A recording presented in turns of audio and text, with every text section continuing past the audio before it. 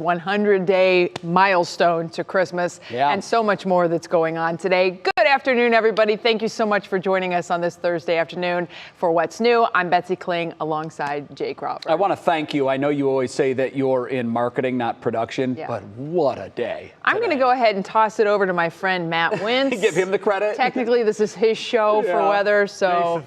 Yeah, Jason? Okay, Jason. We're passing the buck you to all the get team. Credit. That's it, the three weather team. 5-star day. We're here for you, certainly. Beautiful. Well, we do want to start today with some concerning news. A lot of folks would say kids will be kids, but boy, parents in Strongsville were really concerned after some rumblings on social media became a major thing this week. Our Lindsay Buckingham talked to the principal to set the record straight. Fights, pepper spray, hospitalizations, and threats.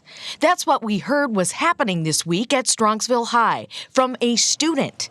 It even prompted Principal Bill Wingler to send a letter to the community. He got almost 200 emails back from parents, some concerned over sending their kids to school today. I stayed up till midnight and answered every single email. We went through the incidents one by one, nearly the same response every time. A water spiked with laxatives sending students to the hospital? No, never happened. A student pepper sprayed in the hallway? Just not true. A school shooting threat? Unfortunately, none of that's true. There's no credible threat.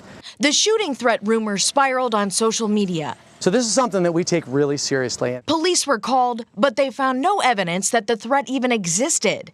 Still, a few extra officers were at school today to make students feel safe. One incident that was true, a handful of students vandalized the bathrooms as part of the Devious Lick Challenge on TikTok. Less than 5 students got in trouble. Their parents will have to pay for the damages. But Wingler isn't concerned this will be an ongoing issue. My plea to the community this week has netted me tips, names, videos. Our those students are sick of this. We talked to a few parents waiting in the long car line at the high school today. One chalked it up to kid stuff. They're stealing trash cans and taking the mirrors. That's it. Parents as a group, we know that this is a great high school. Wingler has a message for the few students who didn't make it to class today. Be careful using social media. And we hope those who aren't here today come back tomorrow, because this is a safe place. And Principal Wingler tells us the police presence you see at the high school today isn't because they're concerned about a safety issue. It's more about making the students feel safe. And just to reiterate what he said before, if any parents have concerns, pick up the phone and call him. In Strongsville, Lindsay Buckingham, 3 News. Lindsay, thanks.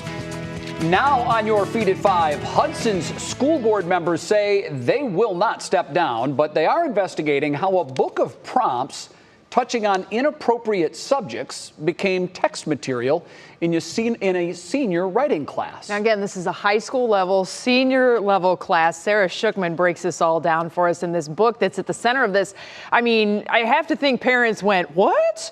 When they started to hear about this, but the city is also responding. Yeah, it's been talking about it in Hudson, that is for sure. It's almost a college level class, so we'll get into some of the details here. You know, we couldn't get our hands today on a copy of the book. You saw it there. It's called 642 Things to Write About. Well, it contains prompts about all sorts of things, 642 of them, obviously, but a number of them got the attention of the parents at Monday's school board meeting, so take a listen.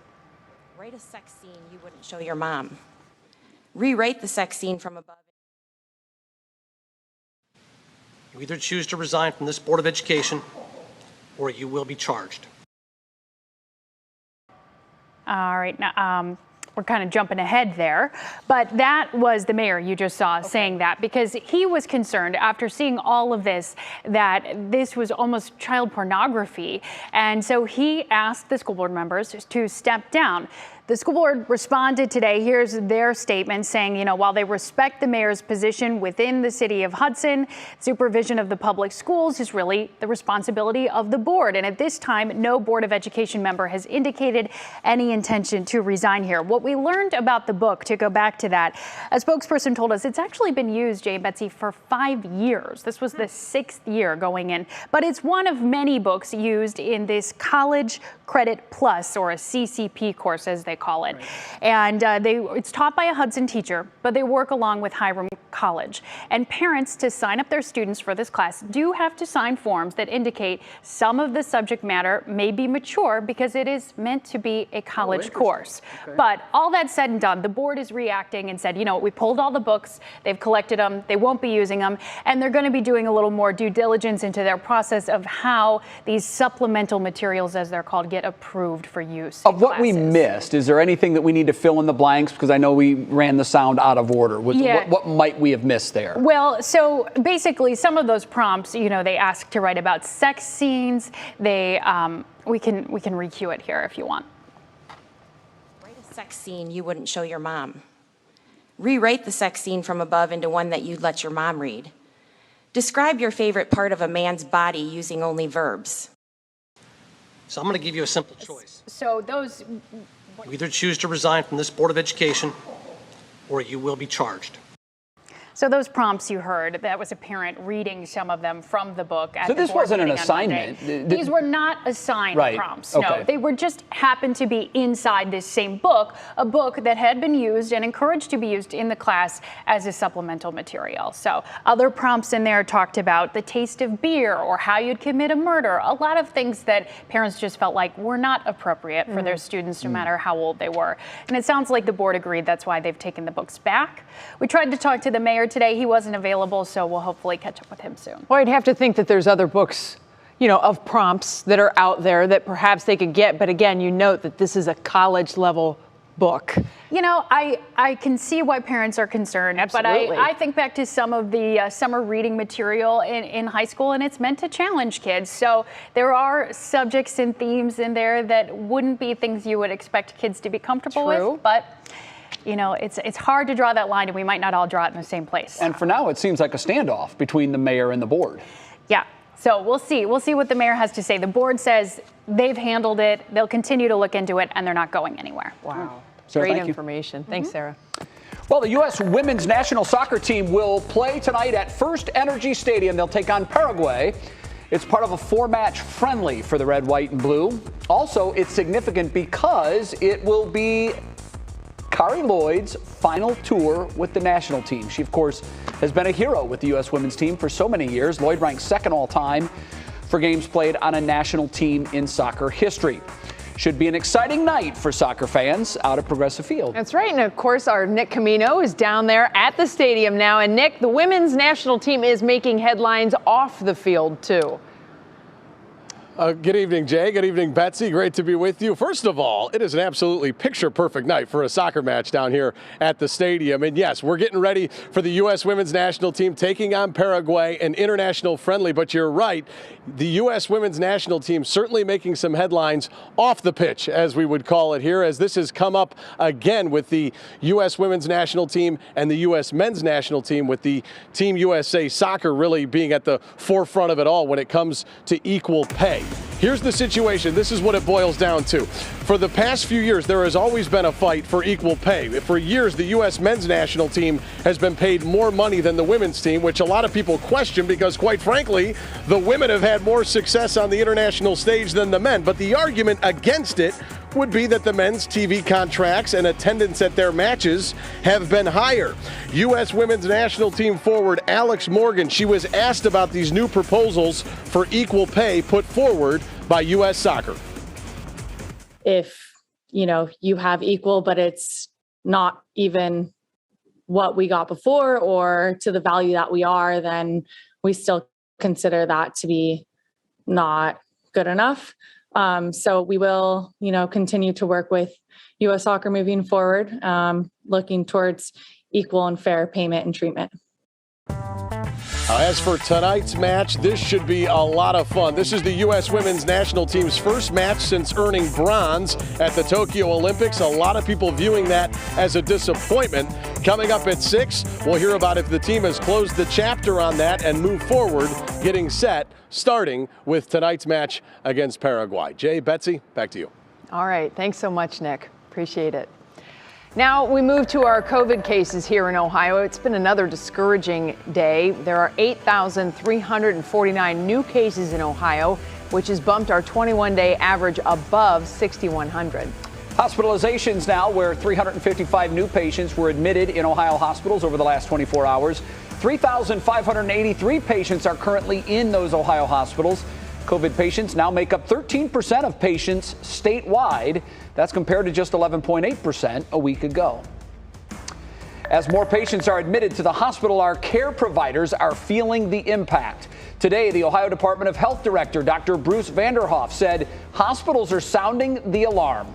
He said they are stretching toward capacity, not only because of the number of patients, but also because of staffing challenges. He's urging all Ohioans who can be vaccinated to get the shot. Right now, 49% of Ohioans are fully vaccinated. You want to know what's new? We have civilians in outer space. That's what's new. We have our first images from the SpaceX crew that launched into space last night. Now, keep in mind, this is 4 civilians. No professionals that lifted off just after 8. After reaching orbit, this is the first video the company posted on the Twitter account showing the view from the Dragon capsule high above the Earth. The observation dome, known as the cupola, can be seen right there in the foreground with the Earth's surface far below. Now, if the Earth looks a little smaller than in other pictures and videos you've seen, well, it's because that whole capsule is orbiting 100 miles higher than the International Space Station. So they have a little bit different view.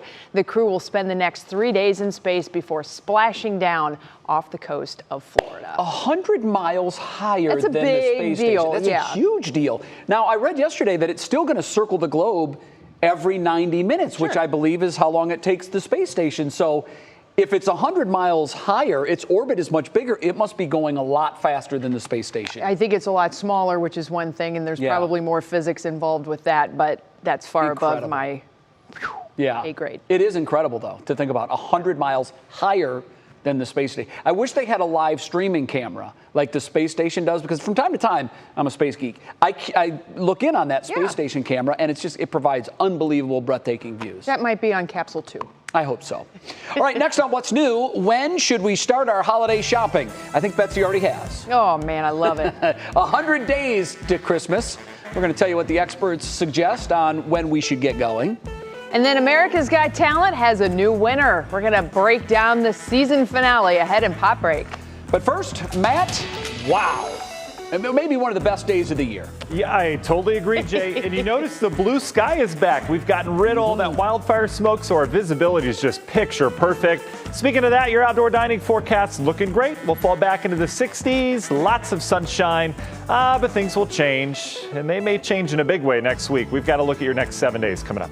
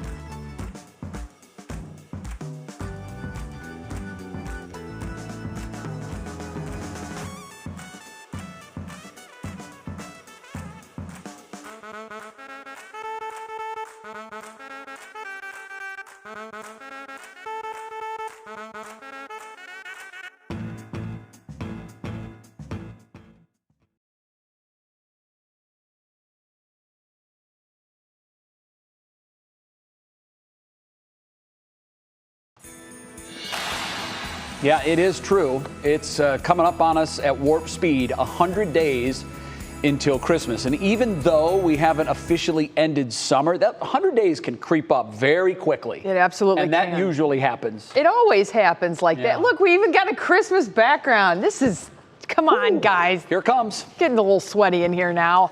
We came across a video, which is a parody to Mariah Carey's All I Want for Christmas Is You song, basically saying, shop now for the holiday. Here's why. Shipping containers are stuck on the coast of California, and a Hong Kong port shut down that ships 1 billion pounds a day. Even with Amazon Prime, it might not get here on time. There's not much we can do. Well, of course, because we are so Channel 3 centric. Yes, he looks like Will Hewitt and sounds like Mike Polk, but it's not either of those guys. Sorry. He did also sing about Santa and the elves feeling the pain since they're dealing with a global supply chain issue. Obviously, this is a funny video, but it actually did get us thinking, because should you really start shopping now? Yeah, I mean, if there was ever a year that you would start early, this would be it. We spoke to shopping and trends expert Kristen McGrath from Retail Me Not to get the early scoop. There's still going to be a lot of options for shoppers this year.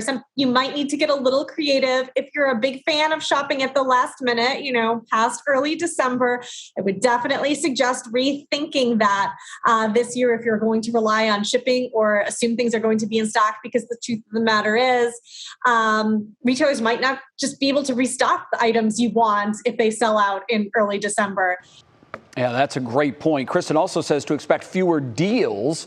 That's a bummer, and longer shipping times this year. Bottom line, you got to get your act together. If you see it, get it. Yes, if and you then want hide it. Yeah. That's the big thing. Where do you hide all the stuff, right? The loot. That would be a really great topic on our What's New Facebook page. Where do you hide the loot? Because I think that's one thing. You can't say your space. No, you can't say it. No. You have to kind of hide it. And you got to get more and more creative the older the kids get, because they figure this stuff out. Looking around. I'm lucky because both of my girls have birthdays kind of in the beginning and middle of the year. Okay. So once I hit the mid to late summer, then I start picking up stuff and hiding it away for Christmas. Yeah. But I mean, it's a really tough thing to go through all year long. If you go to Target right now, right, you're looking around like, what happened to everything? Because the shelves are empty. Yep. And so you can expect that come Christmas time, it's going to be the same thing times 10. Everybody's shopping for oftentimes the same thing. It's going to be tough this year. If you see it, grab it. Yep. And remember, supply and demand are different this year. And like they said, the sales just may not happen the way they have. Yeah, I think that's going to be the case. We're probably going to pay more for our stuff this year. Right. All right. Big fun. Well, we move on to the weather forecast, which we would like to remind everyone, it's free. And you can't beat free, especially on a day like this. It's one of the few things that there's not a shortage of. Yeah. Weather forecast. Your weather word today is discount. Okay. Yeah, I know, not very weather-centric, but that's in honor, actually, of Betsy, who loves a good discount. She is such a good shopper. Yeah. Hey, Betsy, this year, if you get the weather team gifts, can I have a gift receipt this year? I have a $5 maximum. That's fine. As long as you include it. I will be sure to get you that. Maybe I'll just give you a $5 bill, and you don't spend it all in one place. That'd be great, and I won't. But last year, I don't know, the bar of soap, it's a little bit older. I didn't get it till after I got back to the station, so really, anyway. Yeah, you got your gift in what? June? June? Yeah. It didn't look like soap. Let's just say that. It didn't look like soap. I'm kidding. I don't even... Did you get soap this? Anyway, okay, let's get to the forecast. You're 80 it was soap degrees. In a towel, thanks. Right. You're a lovely boss. Let me just say that. We've got temperatures near 80 degrees, lots of sunshine. As Jay mentioned, one of the best days of the year. Humidity values are low, the dew point in the 50s to near 60 degrees, and that will set the stage for a beautiful night. Look at the clear skies tonight. Visibility's great. Light winds, windows open kind of night. Not quite as cool, though. We'll get down into the 60s tonight, perhaps some upper 50s. We're bringing in a little bit more moisture. A great great night. Grab the kids, take them outside before bed. We've got a nice space station flyover tonight. This is Jay geeking out with the International Space Station. We threw it in the forecast 9 o'clock sharp. You're going to want to look to the southeast sky. It's going to go up about 75 degrees high compared to the horizon. That's a pretty decent flyover. It'll last for about 4 minutes. It'll fade in the east-northeast sky. But 9 o'clock, face southeast, you're going to see it. It's going to look like a very slow-moving, constant light, and that is the International Space Station. So have fun with that right at 9 o'clock. I'll send out a tweet as a reminder. Today, yeah, we've got the clear skies. It's beautiful outside from here all the way into the areas of the Midwest. Remember that frontal boundary went by, produces storms? It's settled, it's stalled, it's fizzled. So all the moisture that's left with us is slowly starting to inch its way back towards the north. We're dry tonight. Tomorrow we'll start to dance with some of this moisture coming into our atmosphere. But there's a cold front off towards the north. When this sweeps in this weekend, squeeze plays kind of on, so we're expecting some spotty showers in the forecast Saturday. Again, not a washout this weekend, but we'll have to keep just an isolated storm or rain shower in the forecast. National Design Mart Hour by our forecast keeping us clear tonight. Comfortably cool tomorrow morning. We'll start with sunshine. There you go. Model picking up on perhaps some isolated showers as that moisture starts to head northward. We'll be warmer tomorrow. We're in the low to mid 80s for highs. Saturday, that front starts to approach from the north, and you can see, yeah, we do have some shower chances around and increasing clouds as we go throughout the day. Look what happens at the end of our Muggy meter. Did something break? Something's wrong here. There's a huge dive taking place on Thursday.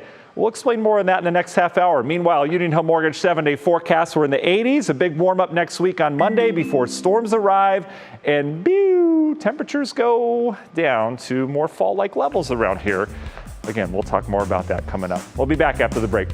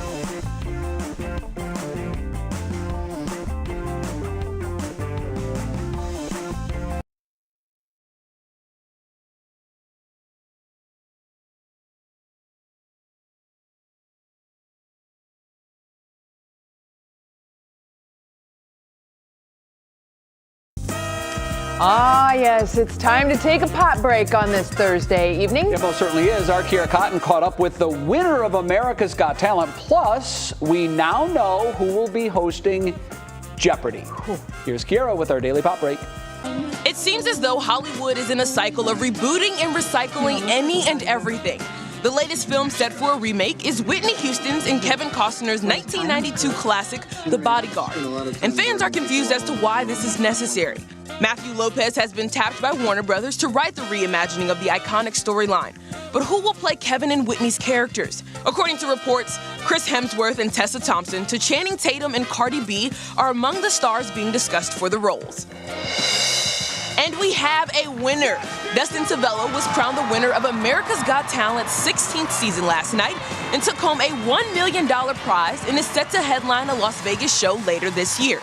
The 35-year-old Virginia Beach native used magic and storytelling to wow Americans. But he says his true passion and what he plans to do with his winnings is help others. So our first plan is definitely trying to position ourselves to continue to grow our family and to be able to invest into other people. You know, we've had a lot of people pour into us, and so we want to start finding ways that we can help other people's dreams come true. Dustin was so kind during our interview this morning. You can hear more of it now on WKYC.com. And last but not least, on the Jeopardy front, it's been announced that Mayim Bialik and Ken Jennings will host a show through the end of the year. This news comes on the heels of Mike Richards being removed from the show as host and executive producer. Kiara Cotton, 3 News. Kiara, thank you very much. Coming up in the second half hour of What's New, fresh off their bronze medal at the Summer Olympics, the U.S. women's soccer team plays in Cleveland tonight. Will Ewick live with what this team means to young female athletes. And rapper Nicki Minaj finds herself embroiled in a COVID vaccine controversy. We'll lay it all out for you and let you decide. Plus, the Rolling Stone drops new list of 500 greatest songs of all time. We'll have the details ahead in Clicking in Cleveland.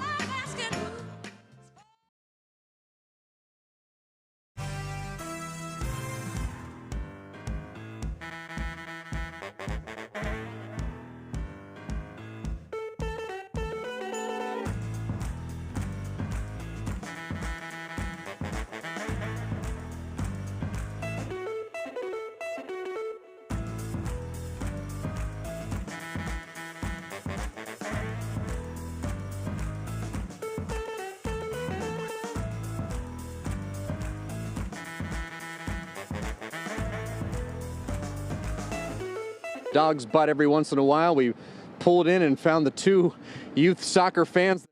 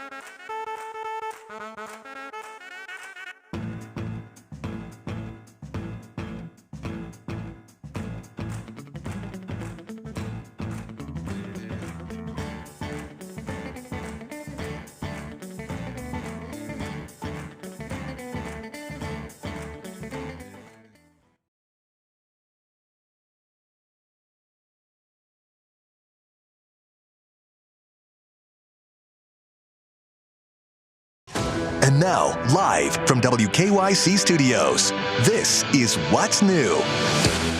Here are 3 things you need to know to start this half hour. We begin with rumors of threats and violence running rampant at Strongsville High School. It was so bad, the Strongsville principal sent an email to the community promising the school is safe.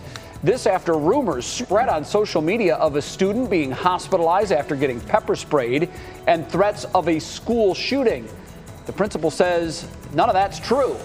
What is true, there have been a few instances of mild vandalism as part of this devious lick challenge we told you about yesterday on TikTok. Those students' families will have to pay for the damage. And the police presence at the high school was stepped up today, not because of the threats, but to ensure kids feel safe. We had another large number of COVID cases reported overnight. There are 8,349 new cases in Ohio. That bumped up our 21-day average to 6,100. And the number of people hospitalized, also not good. 355 new patients were admitted to hospitals. COVID patients now make up just over 13% of patients in the hospital statewide. Keep this in mind, a comparison point, 11.8% just a week ago. And we have breaking news right now. You're looking live at Brackland Avenue and Eddy Road on Cleveland's east side, where a woman was shot and killed nearby on East 124th Street. Right now, SWAT is on the scene as police tell us a male with a weapon is inside a home there on that street, refusing to come out. Eddy Road is closed from St. Clair to Brackland. No further information right now, but of course, we will continue to update this situation as it unfolds. And with that, we welcome you into the second half hour of What's New. Thanks so much for spending time with us. With Betsy Kling, I'm Jay Crawford. Maybe I'm prisoner of the moment. I don't know, but it feels like it was the best weather day of the year. It was just perfect. Now I know I've said that 5 times at least this year. But it does kind of roll along, right? So that was all in the past. Yeah, today is the current. Man, I'm telling best you, day of the year. You give me 364 just like this. Yeah. Utopia. Maybe we frame it out as it's the best work day of the year. Because if it was the day off, if it was Saturday or Sunday, then it would absolutely be like the most epic day. Yeah, you're right. You're right. And I am prisoner of the moment. But man, I just loved our weather today. It was nice. It's very refreshing. It is, yeah. All right, our top talker at 5:30, our Olympic bronze medal soccer team is in the CLE tonight. The U.S. women's national soccer team is here to play Paraguay at First Energy Stadium. That happens in just a few hours. Now, the women's soccer team is an inspiration to so many young girls, and our Will Hewick is live outside the stadium now. Will, few sports have female athletes with this kind of influence. What does it mean to these young athletes to see the stars playing here in Cleveland? Yeah, Betsy, we're seeing it already with a lot of young girls out here in their Team USA gear, walking around the stadium, getting excited for this game. Some of them I spoke with from as far away as Pennsylvania to West Virginia, taking the day off school, please don't tell their principal, to get here and watch this match. Now, according to U.S. Youth Soccer, there's over 3 million youth soccer players in the United States right now. That's more than the Boy Scouts. That's more than the Girl Scouts. That's more than Little League. Here in Ohio, we have over 100,000. So there is a big soccer movement, a big soccer craze going on. Half of them, 48% right now, being female with a median age about 11.5. So 11 and a half is kind of that sweet spot for the youth playing soccer right now all around the country. Spoke with parents everywhere from Medina, Avon Lake, all of them bringing teams, bringing young girls down to watch their idols. Spoke with one girl from West Virginia, 9-year-old Kendall, a little bit earlier, who says, boy, to see Alex Morgan in person is a dream come true. She's my favorite soccer player, and it's always been my dream just to watch her play and see the game and all of them. That means the world to me.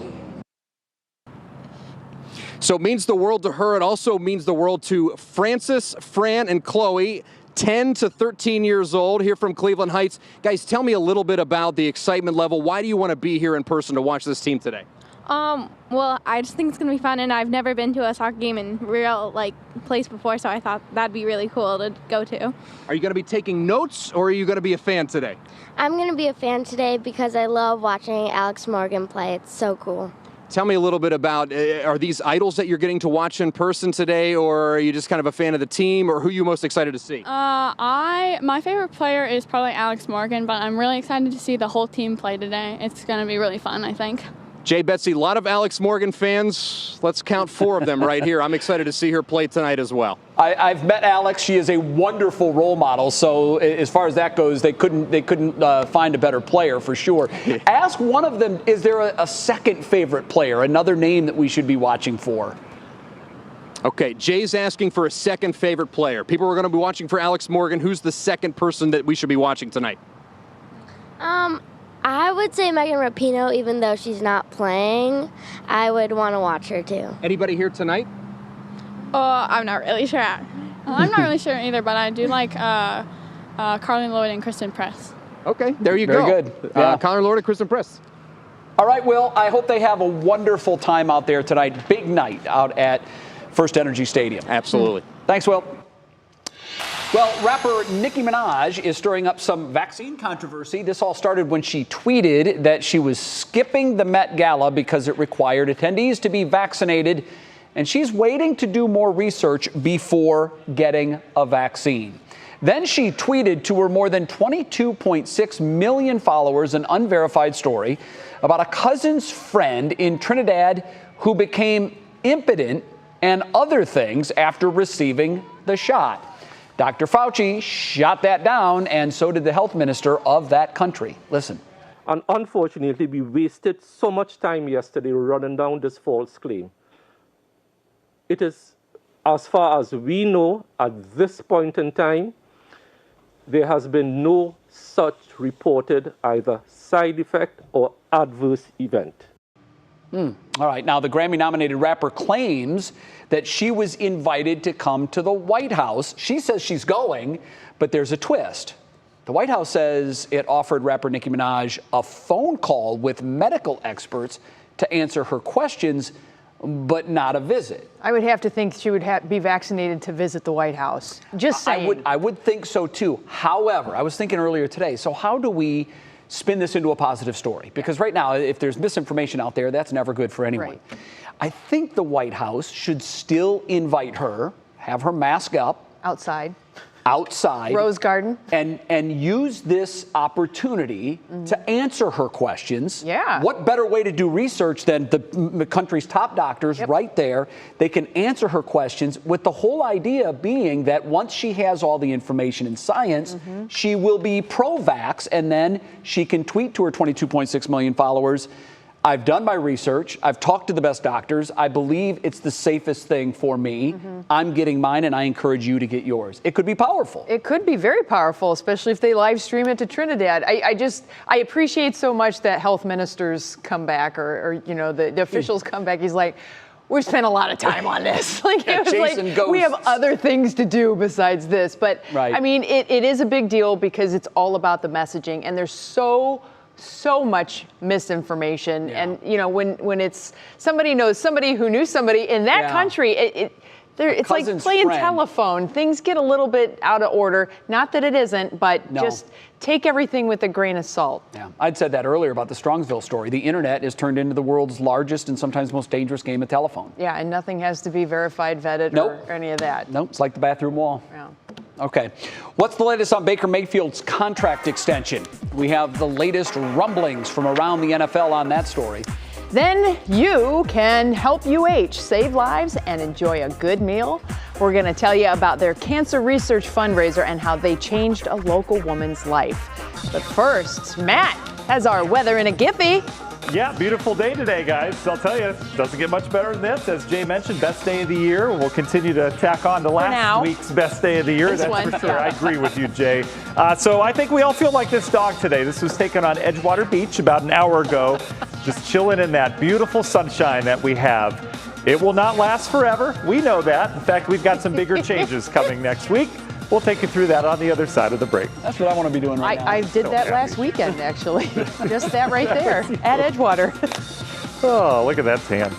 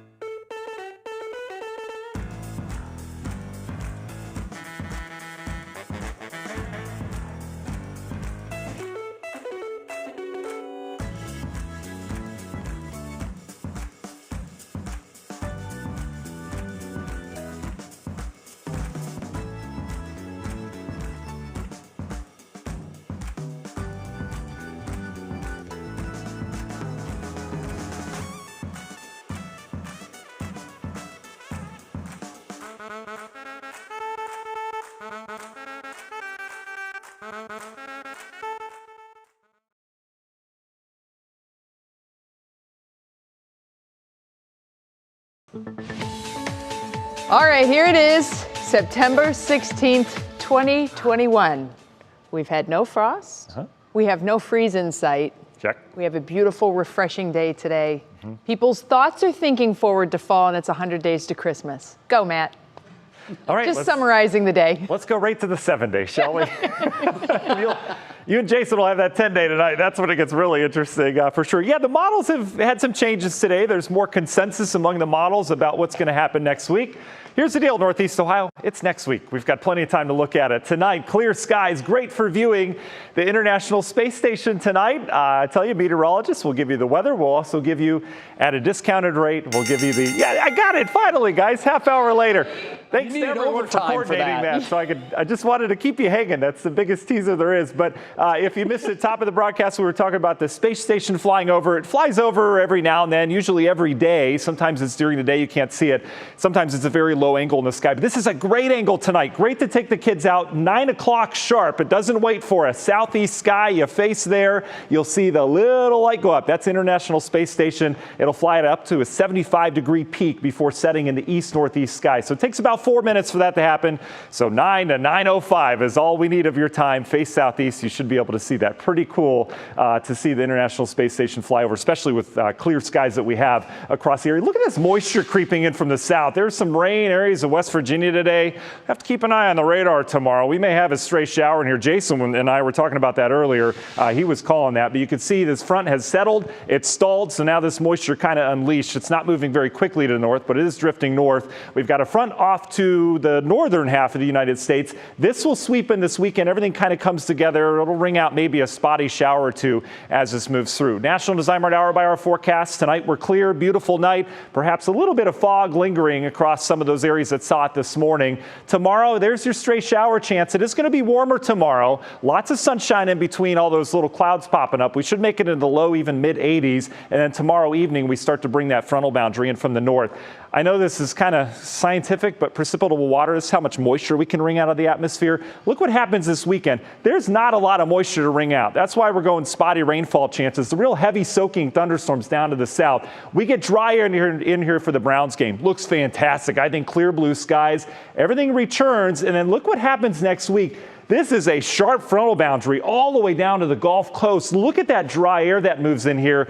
So we turn to the jet stream. Is there a pattern change? Well, there is. We warm up over the weekend. Next week's going to start warm. And then the latest model run's putting a pretty decent dip in here. That would be a pattern changing front. In terms of temps, Union Hill Mortgage 7-day looks like this. You can see how we're near 80 over the next couple days with that straight shower chance over the weekend.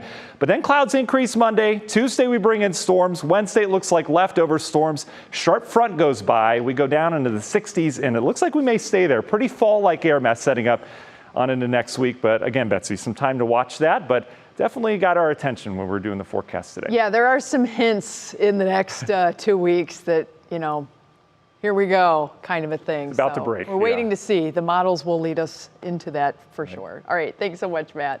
Jay. All right, it's time to see what's clicking in Cleveland, and for that, we bring in our digital anchor, Stephanie Haney. Stephanie, you threw me a curveball. I was looking over at your normal spot, and I'm like, wait a minute, where's Stephanie? Now I see you're at the soccer match. They let me out. Very good. Okay. That's right, they let me out of the studio today, down at First Energy Stadium for What's Clicking in Cleveland for you. Hey, what's new first today is something that happens very rarely. For the first time in 17 years, Rolling Stone has revamped its list of the 500 greatest songs of all time. They talked to 250 musicians, artists, producers.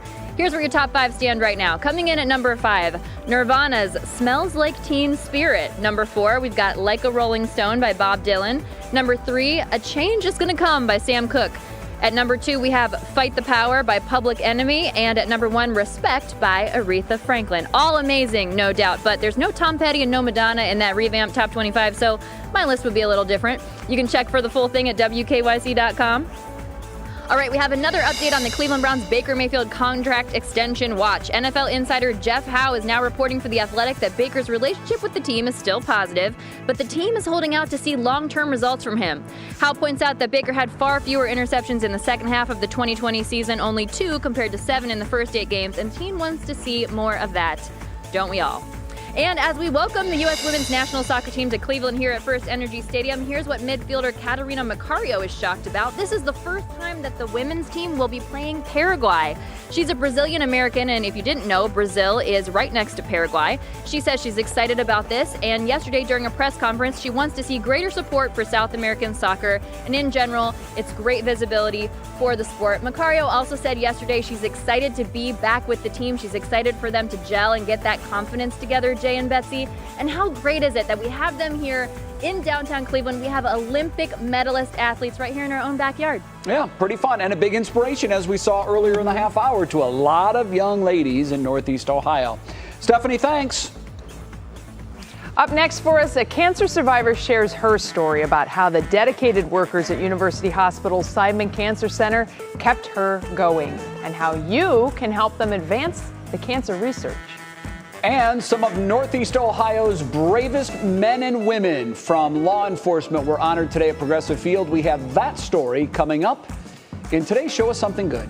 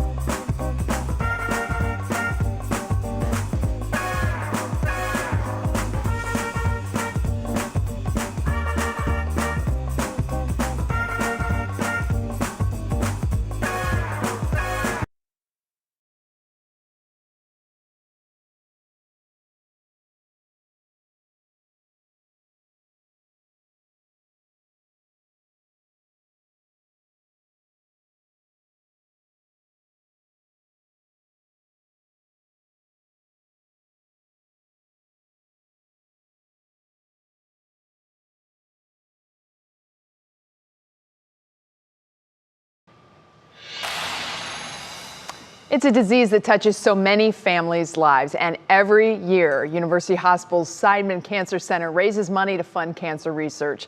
WKYC is a proud partner in their Bite Back campaign. It benefits the hospital as well as local restaurants. And today, I'd like to introduce you to Renee Bonner, whose cancer battle has gone on for the past 3 decades. It's an experience that touches so many families. A cancer diagnosis starts a journey that changes everything. Renee Bonner's journey began more than 30 years ago. During a routine mammogram in 1990, doctors found breast cancer. You know how it is when you first hear about you have cancer and, time just stops right there. And then you think, oh my God, I'm gonna die. I can't stay here I won't be here with my children or my husband. But then I got over that hurdle, and then we started looking forward to living, just to, get through it. Bonner has had multiple rounds of treatment, including chemotherapy, radiation, and surgery. And she says the folks at University Hospital's Seidman Cancer Center have been there every step of the way. Emotionally, they almost like held my hand, helped me to be positive, and helped me to get through whatever I was going through. You know, for a lot of people, it's a long journey. It's not just a short stay. Seidman is the best hospital in the country, the best research hospital in the country. They help you through your cancer situation, no matter what kind of cancer that you have. Cancer is an experience an entire family goes through together. My own dad was treated for lymphoma at Seidman, and I saw firsthand how they do it all, from treatment to research. But to do that, they need your help. That's why they've launched the Bite Back Against Cancer campaign. You can choose an amount, $500, $250, or $100. Half of it goes to funding research at Seidman. Half of it gets put on a gift card for a local 5-star restaurant. And that's just what WKYC did. Renee, I would like to tell you that WKYC bought a $500 gift card. And $250 will be going to Seidman, and $250 will be going to you, so you can enjoy a nice dinner out. Oh, that's great. Thank you so much. Renee says she hopes all the money Seidman raises can help others who are going through the same journey she is, and also anyone who will need treatment in the future. I appreciate that. I think that's a good cause, and anybody that wants to give can give or buy the cards, and that would help with the research, and it'll help people like me to keep on living and enjoying life with my family. And it seems like you know someone in every family that's going through, you know, this cancer thing. Or if you don't have anybody in the family, you know of someone that has it. So Seidman is a great place for them. Well, you can find out more information on the Bite Back campaign on WKYC.com. Tomorrow on What Matters Most, Laura Queso is going to share another inspiring Seidman patient journey and more ways that you can help give back. Next on What's New, real live heroes took the field at Progressive Field today, not to play a game, but to receive some pretty big honors. We have that story. Coming up next, it's our show of something good.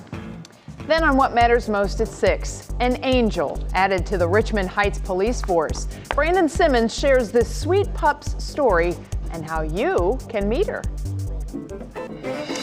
Time for our pop quiz. On this day in 1993, Frasier debuted right here on NBC. I love that show. Loved it. So good. How many seasons did Frasier run? Was it 8, 11, or 13? We'll have the answer when we come back.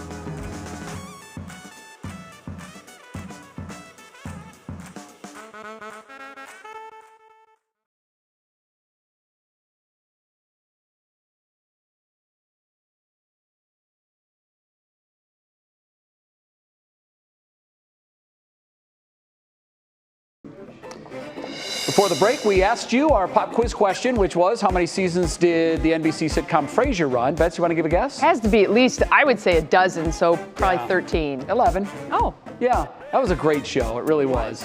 Really good show. It wrapped up in 2004. Actor Kelsey Grammer says fans can expect a Frasier reboot. Of course they can, in early 2022. Awesome. Well, we wrap it up today at 5 with our Show Us Something Good, and our hats go off today to the brave men and women of the U.S. Marshals and their Northeast Ohio task force that deals with everything from violent criminal apprehension to drug enforcement to investigating child trafficking.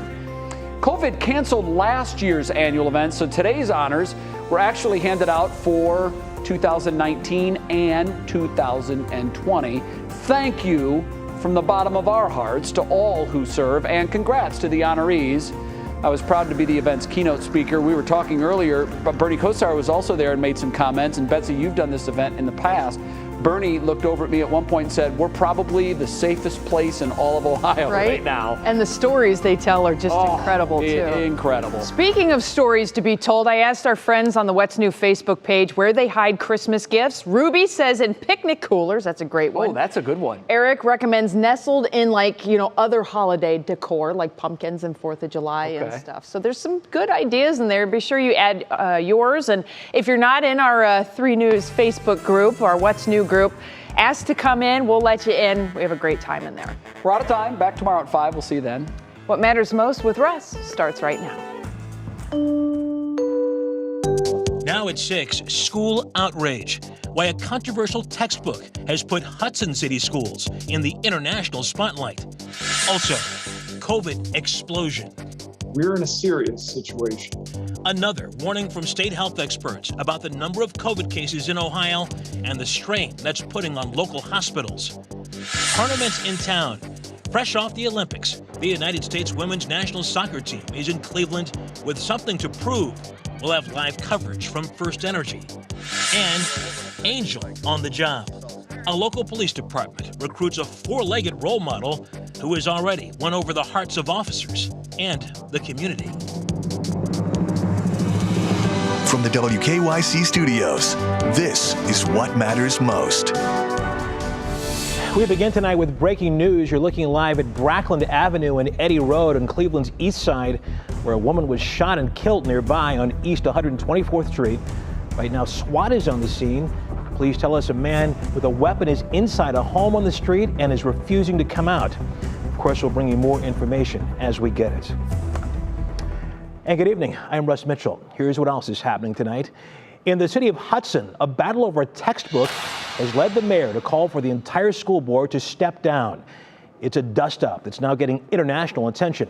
Sarah Shookman explains the outrage and what's being done now. 642 Things to Write About is a paperback journal that's been used to supplement a senior writing course in Hudson for the last 5 years. But this week, a number of the prompts got parents' attention.